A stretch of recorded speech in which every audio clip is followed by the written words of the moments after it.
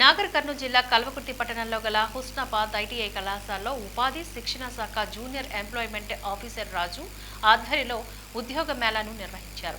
ఈ కార్యక్రమానికి గాను హైదరాబాద్ నగరం బేగంపేట్ వరుణ్ మోటార్స్ హెచ్ఆర్ వేదవ్యాస్ సిప్లాన్ పాలిమర్ కంపెనీ నుంచి హెచ్ఆర్ దినేష్ కుమార్ రెడ్డి పాల్గొని నిరుద్యోగులైన యువతకు ఉపాధి అవకాశాలు కల్పించారు.